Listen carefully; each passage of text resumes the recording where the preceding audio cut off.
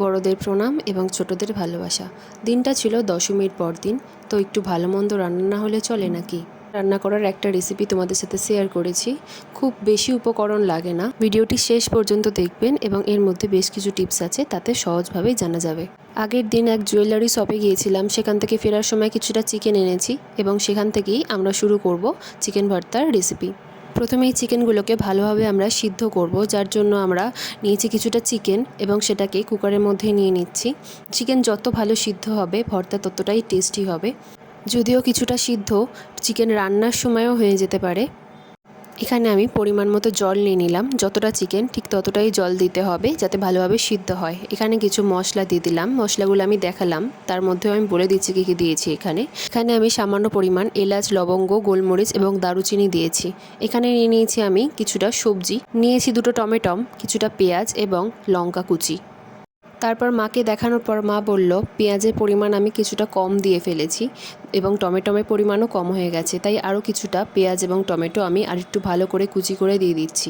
যদিও পেঁয়াজ টমেটো বেশি কুচি করার প্রয়োজন নেই, যেহেতু পরে আমি সেগুলোকে মিক্সিতে ব্লেন্ড করব। ডিমটা চিকেনের সাথে সিদ্ধ করাই বেটার, কিন্তু আমার কাছে যেহেতু ডিমটা আগে থেকেই সিদ্ধ করা ছিল, তো আমি আগে থেকেই ডিমের খোসাটা ছাড়িয়ে রেখে দিচ্ছি এবং টুকরো টুকরো করে এটাকে পরে কেটে নেব আমি। তোমরা চাইলে ডিমের সংখ্যাটা বাড়াতে পারো, তাতে আরও বেশি ক্রিমি টেক্সচার আসে।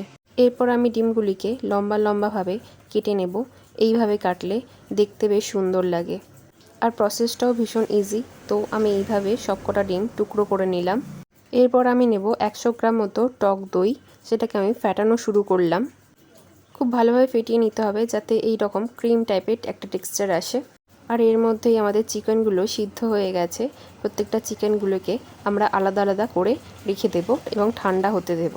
চিকেন ভর্তার জন্য বোনলেস চিকেনই বেস্ট, কিন্তু আমি যেহেতু বোনলেস চিকেন আনিনি, তাই আমি হাড়গুলোকে আলাদা করব চিকেনের থেকে। আমি প্রথমে কাঁটা চামচ দিয়ে চিকেনগুলোকে আলাদা করার চেষ্টা করছিলাম, পরে আমি হাতে করেই করলাম, কারণ আমি দেখলাম হাতে করেই বেশ সুবিধা হচ্ছে। তো এই হলো আমার সমস্ত চিকেন, যেগুলোকে আমি আলাদা করেছি। এরপর স্টার্ট করলাম আসল রেসিপি। কড়াইতে তেল গরম করে এর মধ্যে বাটার দিয়ে দেব। বাটারটিকে ভালোভাবে আমি নাড়তে থাকবো। এরপর এর মধ্যে আমি অ্যাড করব কিছুটা সাদা তেল এবং এর দুটোকে ভালোভাবে মিশিয়ে নেব। গ্যাসের ফ্লেমটা আমি এখন মিডিয়ামের মধ্যেই রাখবো। তেলটা গরম হওয়ার পরে আমি এর মধ্যে দিয়ে দেব সমস্ত পেঁয়াজ কুচি। কড়াইতে পেঁয়াজ দেওয়ার পরে আমি ভালোভাবে নেড়ে নেব এবং যতক্ষণ না একটা অন্য কালার চলে আসে ততক্ষণ পর্যন্ত আমি এটাকে নাড়তে থাকবো। পেঁয়াজটা ভালোভাবে নেড়ে নেওয়ার পর কালার চেঞ্জ হলে এর মধ্যে আমি কিছুটা রসুন অ্যাড করব।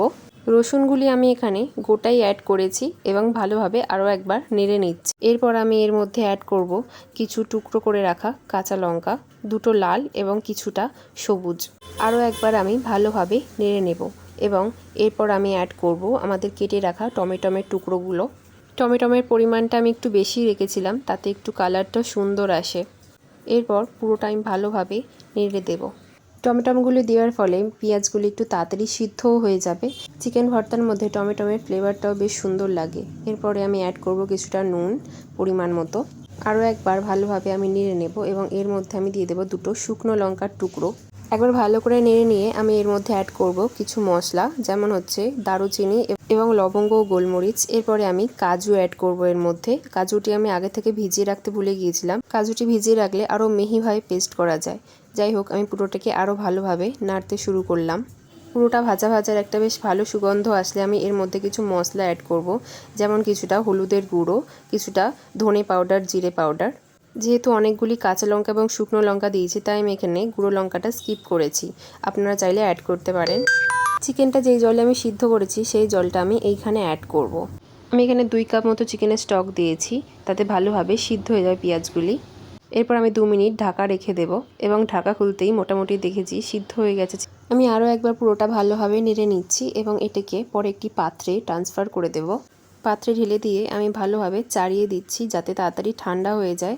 আমার হাতে বেশি সময় ছিল না, তাই আমি পাখার নিচে রেখে এসেছিলাম পুরোটাকে। 2 মিনিট ছাড়া ছাড়া উল্টে পাল্টে চাড়িয়ে দিচ্ছিলাম। তখন বাড়িতে সিরিয়াল চলছিল, আমি এবং আমার পিছনে মা দাঁড়িয়ে আছে সিরিয়াল দেখছি এবং ওইদিকে আমার বোন এবং আমার বৌদিও বসেছিল। ওরা একে অপরের সাথে কথা বলছিল এবং এই চলছে সিরিয়াল। ততক্ষণ আমি পেস্টটা বানিয়ে নিয়েছিলাম, যেটার ক্লিপ নিয়ে নিই। এরপর আমি কড়াইতে কিছুটা বাটার ব্যবহার করলাম এবং বাটারটিকে ভালোভাবে নেড়ে নিলাম। বাটারের সাথে সবসময় একটু সাদা তেল ব্যবহার করতে হয়, তাতে বাটারের ফ্লেভারটা বেশ ভালো আসে। এখানে বাটারের সাথে সাদা তেল ব্যবহার করে কড়াইতে পুরোটা দিয়ে ভালোভাবে নেড়ে নিচ্ছি আমি। এরপর এর মধ্যে আমি পুরো পেস্টটা দিয়ে দেব। পেস্ট করার সময় কিছুটা জলের প্রয়োজন হলে চিকেনের স্টক দিয়ে দেব। তাই চিকেন যেই জলে সিদ্ধ করা হয়েছিল সেই জলটি ফেলে না দিয়ে ভালোভাবে রেখে দিতে হবে পরের জন্য। এরপর আমি এর মধ্যে টুকরো করে রাখা চিকেনগুলিকে অ্যাড করে দেব। ভালোভাবে কষিয়ে নিতে হবে। এরই মধ্যে রান্নাঘরে সুগন্ধ ছড়িয়ে গিয়েছিল। ভালোভাবে মিশিয়ে নেওয়ার পর আমি এর মধ্যে অ্যাড করব জিরে পাউডার এবং ধনে পাউডার, এবং তারপরে আমি আরও ভালোভাবে একটু নেড়ে নিতে থাকবো। এরই মধ্যে চিকেনটা অনেকটাই ক্রিমি হয়ে গিয়েছিল। এরপর আমি এর মধ্যে কিছুটা টক দই ব্যবহার করব বলে ভেবেছিলাম। টক দই দেওয়ার পর আমি এর মধ্যে ফ্রেশ ক্রিম ইউজ করেছি কিছুটা। এরপর আমি পুরোটা আরও ভালোভাবে নেড়ে নেব এবং মিশিয়ে নিতে থাকবো। পুরো চিকেনটা এরই মধ্যে সুন্দর একটা ক্রিমি টেক্সচার এসে গেছে। আমার তো দেখেই খুব টেস্টি মনে হচ্ছে। চিকেনের ভর্তা রাইস হোক বা রুটি হোক, যে কোনো কিছুর সাথেই খুবই টেস্টি লাগে। সবশেষে আমি এর মধ্যে অ্যাড করে নেব টুকরো করে রাখা ডিম, এবং এর ফলে আরও বেশি ক্রিমি একটা টেক্সচার চলে আসবে। ব্যাস, পুরোটা আমি আরও ভালোভাবে নেড়ে নিতে থাকবো এবং কষিয়ে নেব। অসাধারণ একটা সুগন্ধ আসছিল, যার জন্য একটু হাতের সময় নিয়ে ভালোভাবে কষিয়ে নিলে চিকেনটা ততটাই টেস্টি হয়। গ্যাসের ফ্লেম আমি এখানে মিডিয়ামে রেখেছি, হাই ফ্লেম করলেই ধরে যাচ্ছিল নিচ থেকে। এরপরে আমি কিছুটা কাশ্মীরি লঙ্কা গুঁড়ো এর মধ্যে দিয়ে দেব। কিছুটা চিকেনের স্টক এর মধ্যে তখনও রয়ে গিয়েছিল, যেটা আমি কিছুটা করে ব্যবহার করে নিয়েছিলাম। ব্যাস, এইবার ফাইনাল স্টেপের পালা। এর মধ্যে আমি শেষে অ্যাড করে নেব কিছুটা কস্তুরি মেথি। আগে থেকে আমি এটাকে গরম করে নিয়েছিলাম এবং এটিকে এইভাবে গুঁড়িয়ে দিয়ে দিচ্ছি আমি।